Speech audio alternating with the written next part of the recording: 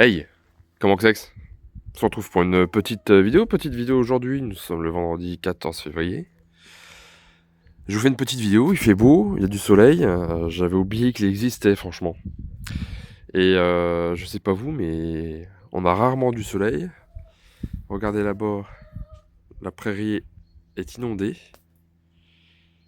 Alors, je fais un petit zoom, mais c'est un zoom numérique. Enfin, en tous les cas, ça fait du bien, sortir un peu, là, prendre le soleil.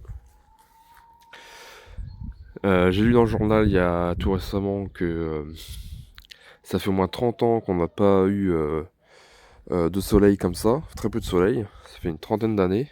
Pareil pour la pluie pour l'année dernière, je crois que ça fait 30-40 ans qu'on n'a pas eu autant de flotte, surtout en 2024. Hein. Puis ça continue aujourd'hui, il y a toujours autant de flotte. Bon alors, c'est toujours le temps de tailler vos petits fruitiers, pensez à le faire. Tailler vos arbres fruitiers, pensez à le faire aussi. Voilà. Bon, qu'est-ce qu'il y a dans le jardin? Bon, toujours pas grand chose. Hein. C'est la dèche. Il reste toujours quelques choux là. Quelques petits choux. Voilà. Un beau chou rouge ici. Là on a des... Oh, qu'est-ce que c'est ça? Une pomme ici? J'ai pas vu. Bon, bah, reste en l'eau. Là on a des... de l'ail éléphant qui repousse de l'année dernière. Voilà, là il y en a des poireaux mais ils sont pas très beaux. Ils ont dû choper la mineuse. Comme je vous l'ai dit, regardez, ils sont toutes... tout ébouriffé, tout... à moitié coupé comme ça là. Regardez ça, la tête qu'il fait lui. Il est vraiment pas beau. Hein. Bon, ça c'est qu'il y a une mineuse à l'intérieur. Je sais pas si on va pouvoir le voir.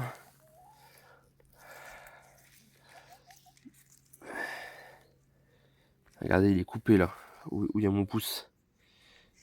Vous avez vu? Il y a une ligne ici. De toute façon, il va falloir que j'arrache tout ça. Ils sont plus bons à consommer. Bon. Là, il y en a un qui a dû échapper à la mineuse. Celui-là, il est beau. Celui-là, il est beau. Il y en a des seuls. J'en ai 2-3 de beaux. On va dire, le restant, ça s'est fait bouffer par la mineuse du poireau. Bon. Ici, oh là, qu'est-ce que c'est que ça? Ouh là là, qu'est-ce qu'il a fait le blondin? Oh là là, quel cinglé. Ici, on a l'ail éléphant et l'ail blanc. Replanté au mois de septembre-octobre. Il pousse bien. Il est beau là sur but, il a résisté quand même. Donc par endroits ça a tellement raviné, il y a tellement eu de la flotte que j'ai ramené de la terre au pied de l'ail. Regardez, ça s'est fait. La tête elle s'est fait manger là. Ah, je sais pas par quoi. Mais donc j'ai eu tendance à pas assez les enterrer, il faudrait que je les enterre un peu plus la prochaine fois. Parce qu'on dit à chaque fois, il faut que l'ail ou les échalotes voient partir le jardinier, comme ils disent là. Bah je trouve pas, hein, faut les enfoncer un peu plus quand même. Faut les enfoncer au moins de 2 cm de la tête de profondeur. 2 cm de terre au-dessus de la gousse. Donc bah voilà, hein, j'ai acheté un nouveau poulailler. Parce que figurez-vous, mon ancien poulailler là, qui a plus de 6 ans, parce que c'est quelque chose que j'avais retapé, réhabilité, mais il commence un peu à pourrir à l'intérieur, etc., à prendre la flotte. J'ai pas envie de le poncer, de le relasurer, de refaire l'escalier. Donc j'ai décidé de partir sur un poulailler en espèce de plastique, une espèce de résine là, c'est du plastique recyclé qu'ils disent. De la marque Nestera, donc je suis pas sponsor, mais si Nestera veut me sponsoriser, y a pas de problème. Voilà. Et l'avantage, bah, c'est que je peux le déplacer, donc non sans mal, parce qu'il y a un petit peu de manœuvre à respecter pour pouvoir le bouger. Bah, elles l'ont tout de suite adopté, j'avais un peu peur, un peu de mal au départ. La première nuit, elles n'ont pas voulu rentrer dedans, elles sont restées dehors. Et je les ai foutues une fois dedans, et puis après, elles sont rentrées dedans toutes seules. Donc j'ai pris la totale, hein. J'ai pris le grillage donc là autour qu'on voit là, que je puisse bouger et qu'elle puisse aller dehors. J'ai pris le portique automatique là, Nestera, avec la porte automatique, ça marche très bien. Donc pour le moment j'ai pas réglé sur la luminosité extérieure, mais j'ai réglé sur l'horaire. Et ça marche. Ça ouvre à 7h, ça referme à 7h le soir en gros en ce moment. Ici on a le pondoir. Hop, 2 petites goupilles sur les côtés. On a accès au pondoir, regardez. C'est assez grand et j'ai pris le plus grand modèle. Pourquoi? Donc c'est le modèle large pour 8 à 12 poules je crois. Je sais plus exactement, bon, c'est le plus gros de toute façon. Il n'y a pas de tortille, j'ai pris le plus gros. Pourquoi? Parce que déjà à ce prix là, je vous invite à aller voir les prix. Donc je suis pas sponsor, hein, vous faites comme vous voulez. Et on n'est plus à 200 balles près. Pourquoi j'ai pris le large? Parce qu'il est surélevé comparé aux autres, donc je peux foutre les mangeoires en dessous à l'abri des intempéries. Et puis donc là j'ai 3 poules, j'envisage d'en faire 5 ou 6. Et donc j'ai pris le plus gros, hein. Je dis on sait jamais, parce qu'on a toujours tendance à prendre le juste compte. Oh, j'ai besoin que d'un truc de 4. Bon, je prends un truc de 4 et puis on pense pas que dans quelques années peut-être on passe à 6 ou 8. Et c'est comme ça dans tous les domaines. Donc j'ai dit allez hop, on n'est pas 200 balles, je prends le modèle le plus grand. Oui, on a compris que tu étais là. Et par rien, l'arrière, ça se démonte tout seul. Bon, il y a plein de vidéos sur internet, je vais pas faire un tuto, hein. Ça se démonte tout seul, donc là on a les 2 poignées. Alors, je vais faire comme ça vite fait. Hop. Et puis là on a accès direct, enfin vous voyez c'est une petite balayette, un petit... Et puis c'est nettoyé en 2-3 mouvements quoi. Voilà, puis là c'est grillagé, les oiseaux ne viennent pas bouffer. Bon bien sûr les souris elles peuvent passer, hein. Alors, attendez, je le remets. Hop.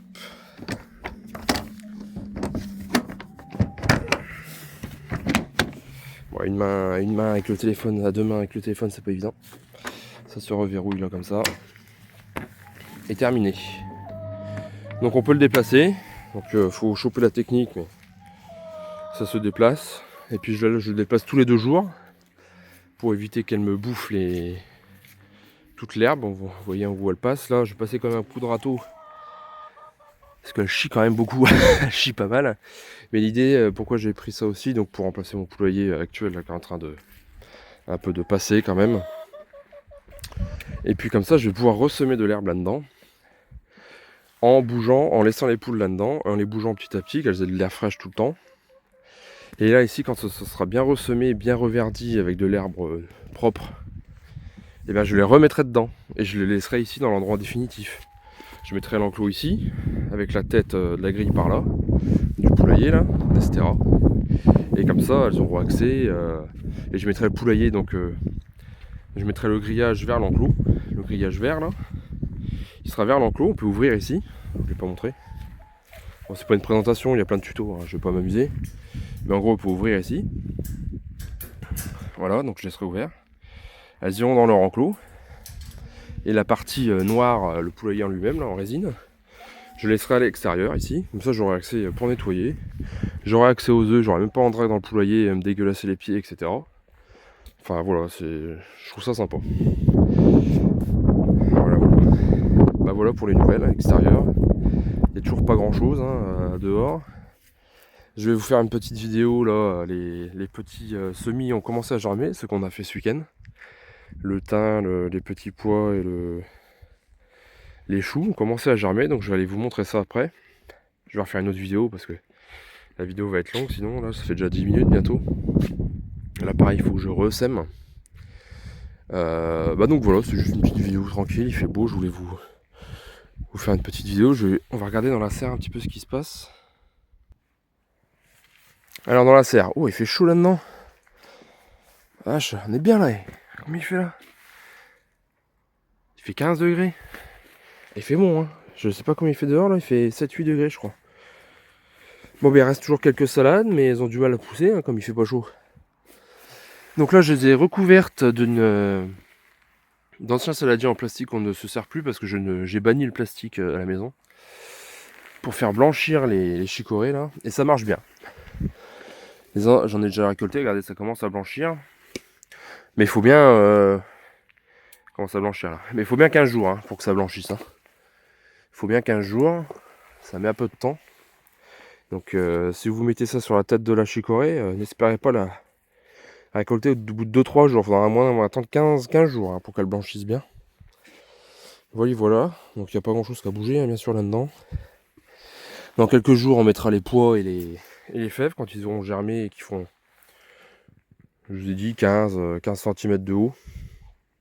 Voilà, pour avoir des récoltes assez précoces avant d'implanter les légumes d'été ici à l'intérieur, histoire de rentabiliser un petit peu la serre.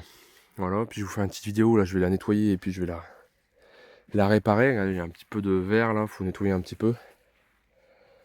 Et puis voilà, regardez, même là c'est abîmé. Il faut que je mette du scotch là. Ah, je suis dégoûté. Bon, après c'était une petite serre premier prix. Bon, allez. Bon, je vais essayer de vous montrer si j'arrive à la déplacer d'une main avec le téléphone dans l'autre. Bon, je vous garantis rien, donc en fait ici, on a un cran ici derrière la roue. Bon, il y a juste à soulever. Alors, je vais essayer de filmer par en dessous et de soulever en même temps. On soulève, hop. Là, on pousse avec le pied. Voilà. Donc ça s'est mis sur la position haute. Donc j'ai soulevé ici avec ma main droite sous le pondoir, ça tient bien. Avant ça, bien sûr, il faut en retirer les mangeoires, j'ai oublié de le faire. Il faut que je trouve un autre système pour les mangeoires. Je mettrai peut-être une barre en travers à l'intérieur en perçant un trou dans la cloison pour que je sois plus emmerdé à retirer les abreuvoirs et les mangeoires. Ça restera attaché directement dessus. Donc ça je referme, pas qu'elle sorte parce qu'elle demande que ça de sortir. Ça c'est terrible. Hop. Voilà. Et ici, on a les deux. Donc comme c'est le large, j'ai deux perchoirs qui traversent comme ça de manière horizontale à l'intérieur. Donc je vais soulever par ici, tac, enfin, plus sur celui-là, là, au-dessus de la roue. Et je vais faire pareil, je vais soulever et puis je vais pousser la roue avec mon pied. Alors, je vais essayer de filmer, c'est pas évident.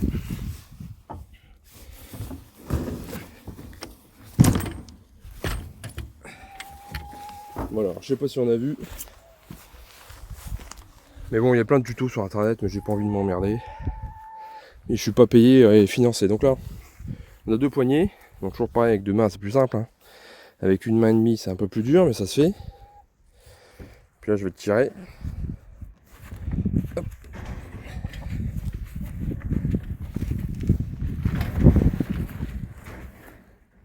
Et voilà.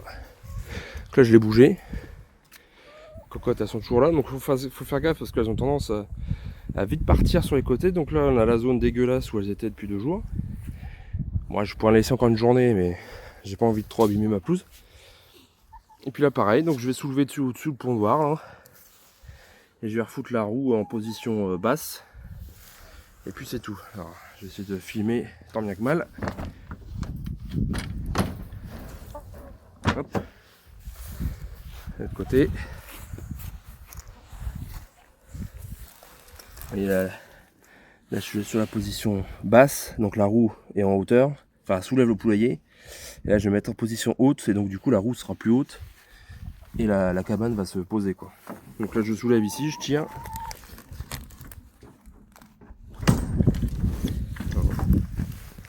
C'est fini.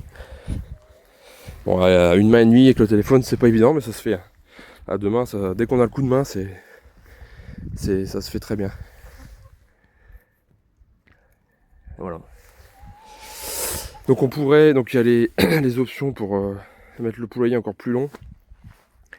Avec un grillage qui fait, je sais plus, 4 ou 5 mètres de long. Là j'ai pris la version 2 mètres. Je me voyais pas déplacer un poulailler qui fait 4 mètres de long avec un couloir en grillage. Là. Bon bien sûr ça faut le remettre en dessous, j'en remettrai après. Et puis voilà, le poulailler Nestera en plastique, garantie 25 ans. Bon je fais de la pub là, hein. Si Nestera vous me voyez, filez-moi un peu de pognon. Hein. Pour que ça coûte, bon je vais vous le dire, tout compris, ça m'a coûté 1200 je crois. Je sais plus exactement, je crois que c'est 1200 ouais. C'est un coût. C'est un coût, mais ce qu'il faut prendre en compte, donc c'est garanti 25 ans. C'est du plastique, enfin c'est une espèce de plastique résine qui fait 5 mm d'épaisseur, on va dire. C'est assez résistant, quand c'est assemblé, c'est assez résistant. Donc imputrescible. Il n'y aura pas d'entretien dessus, je vous dis, enfin, étanche à l'eau, enfin c'est imputrescible quoi, c'est un truc qui va durer quoi, c'est pas du bois, où ça va pourrir au fur et à mesure des années, sans oublier les poux rouges, surtout ça, enfin ça j'en ai même pas parlé tellement c'est évident, mais dans les poulaillers en bois on a tendance à avoir des poux rouges, alors moi ça va, je pense que j'étais un peu épargné, parce que j'en ai jamais eu vraiment beaucoup j'ai jamais vu de poux rouges dans mon poulailler en bois, et puis moi j'avais mis une bassine ici pour... comment dirais-je, pour qu'elles puissent se rouler dans le sable. En dessous ce petit préau là. Et donc du coup, bon, il n'y avait jamais eu de poux rouge. Je mettais un peu de terre de diatomée dans l'ancien poulailler. Voilà, j'ai nettoyé un peu. Bon, il aurait encore pu faire quelques années, mais bon. Je voulais changer, j'avais pas envie de le reponcer, de le relasurer. Tout coûte cher, la lasure c'est hors de prix.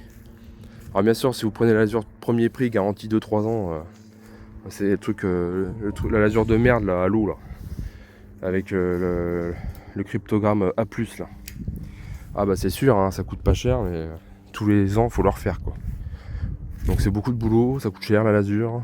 Ah, j'ai dit, c'est bon, on arrête les conneries. Et puis si on veut de la lasure qui dure dans le temps, qui se nettoie avec du white spirit là. Donc ça c'est de la lasure, c'est pas de la lasure à l'eau. Derrière il y a un petit symbole chimique derrière, donc c'est plus cher, beaucoup plus cher. Ça pue. Et voilà quoi, enfin c'est bon. Donc j'ai dit allez hop, on passe là-dessus. Faut vivre avec son temps. Il y a des choses bien, il faut accepter les améliorations. En résine comme ça, je vous dis, ça va tenir. Bon, le premier truc à mon avis qui va tomber en rade, c'est ça là. C'est le lève-porte automatique. Bon, moi de base, le poulailler était tout le temps ouvert. La petite porte là, on voit, comme je vous ai montré, il y a une petite porte qui est pré-percée, les poules rentraient et sortaient à leur convenance. J'étais pas là à ouvrir et fermer tous les jours. Bon, moi je pouvais me le permettre, j'avais pas d'attaque de renard. Donc voilà. Elles sont contentes là, elles ont un peu d'herbe.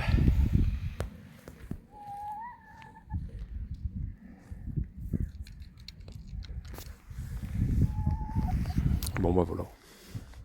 Et donc là l'idée je vous dis c'est de les laisser là, de bouger un peu la cabane là, le poulailler, puis de ressemer là propre. De ressemer là propre. Enfin ici je vais refaire des cultures d'été. Et puis comme ça elles ont un bel espace quoi. Bon bah écoutez, sur ce. Ah oui, qu'est-ce que je voulais vous dire aussi, je vais refaire une portée parce qu'il faut savoir que ces poules là elles ont 3 ans. Plus de 3 ans même. Et donc du coup elles pondent beaucoup moins là, depuis quelques mois elles pondent beaucoup moins. Bon après je suis conscient que c'est l'hiver, mais surtout aussi elles vieillissent. Elles vont avoir 3 ans et c'est tout à fait normal qu'elles pondent moins qu'avant. C'est tout à fait normal. Et moi ce que je vais faire c'est que on va les manger sûrement. Bah oui, hein, c'est la vie, c'est comme ça. Hein. Ça plaît pas. On va sûrement les manger. Et je vais refaire un cheptel, donc je vais commander des œufs sur internet, sur le bon coin, tout simplement à un particulier. Des œufs, j'allais dire des œufs germés. Le mec qui est tout le temps dans ses légumes quoi. Des œufs fécondés, voilà, je cherchais le terme, par un coq. Et je ferai une portée, j'ai une couveuse à la maison, j'avais fait des vidéos sur les cailles il y a 2-3 ans déjà, pour ceux qui m'ont connu comme ça. Et donc je vais refaire donc une couvaison et on va suivre ça au printemps, la belle saison, donc c'est vers le mois de mars-avril, avril-mai, je vais faire ça. Et puis comme ça, je ferai une douzaine d'œufs. Bon, sur la douzaine d'œufs, il y a toujours des pertes, hein, il y a toujours soit des poussins qui meurent, soit des œufs qui ne sont pas fécondés, donc qui ne donneront rien. Et donc voilà, j'espère, et j'en garderai 5 ou 6 poules. Et puis le restant, soit on les fera grossir, on les mangera. Parce qu'il faut savoir que la nature est bien faite. Si j'ai 5 ou 6, si sur la douzaine j'en ai 8 par exemple, qui éclosent. Sur les 8, il y a de fortes chances que ce soit moitié-moitié. 4 poules et 4 coques. La nature est bien faite. Un peu de chance, j'espère avoir un peu plus de poules quand même, en avoir 5, j'aimerais bien. Et les coques, je les garderai pas, soit je les donnerai, soit on les mangera tout simplement. On les fera grossir et puis au bout de 3-4 mois, 4-5 mois même, bah, on les bouffera, hein. C'est la vie. Hein. Bon, sur ce, la vidéo est beaucoup trop longue. Là j'étais en mode posé vlog là. Je suis au soleil, c'est vraiment agréable, ça fait vraiment du bien de prendre un peu le soleil. Donc faites vos semis, je vais refaire une petite vidéo là rapide sur les semis qui ont levé. Et puis moi je vous dis à une prochaine vidéo. Allez, ciao.